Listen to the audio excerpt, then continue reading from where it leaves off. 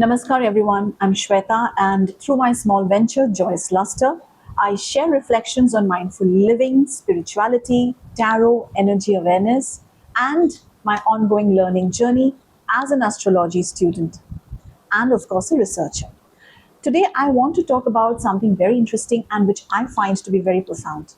Have you ever wondered why coconut and banana they are so commonly offered in temples and why so many people say that regular temple visits make them feel calmer, lighter and more peaceful?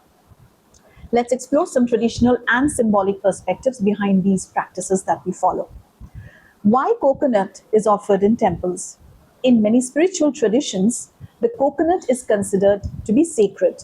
One symbolic explanation is that the hard outer shell of the coconut represents our ego or our ahankar. Just as the coconut needs to be broken before its pure white interior is revealed, we too are encouraged to let go of our ego, our false identities, which will help us to connect with our higher self. The sweet water inside is often seen as a symbol of purity, devotion, and sincerity. Some traditions also interpret the three marks seen on the coconut as representing different concepts, which could be past, present, and future, or the three gunas like sattva, rajas, and tamas, or mind, body, and spirit. Whether taken literally or symbolically, the message remains beautiful. True spiritual growth begins when our ego softens. Why banana is considered auspicious?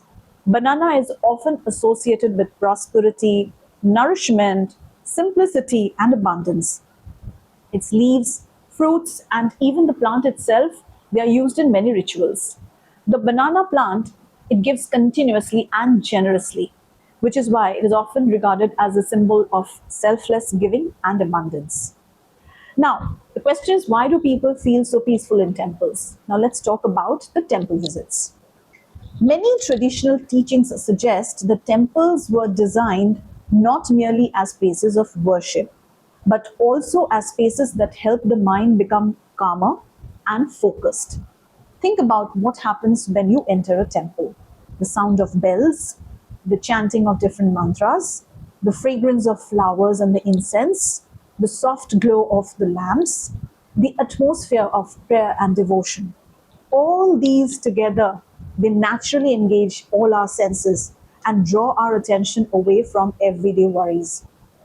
For a few moments, the mind slows down. And when the mind slows down, we experience profound peace. What are the power of the rituals? Now, many temple rituals may simply appear very simple on the surface. For example, walking around the sanctum, folding hands, offering flowers, receiving prasad. But rituals often work as mindfulness practices. They bring us into the present moment. They create a pause from the constant mental noise of daily life. And sometimes that pause itself becomes a very healing feeling for all of us. So, whether we view these traditions from a spiritual, symbolic, or cultural perspective, one thing remains common. They remind us to become more humble, more grateful, more connected to our inner self. And perhaps that is the deeper purpose behind many sacred rituals. Not merely performing these rituals mechanically, but understanding what they're trying to teach us. That is very important. So the next time you visit a temple, please don't rush.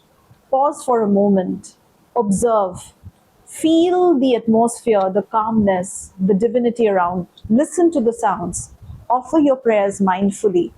Because sometimes spirituality is not about doing more, it is about being more present, anchored in the present moment.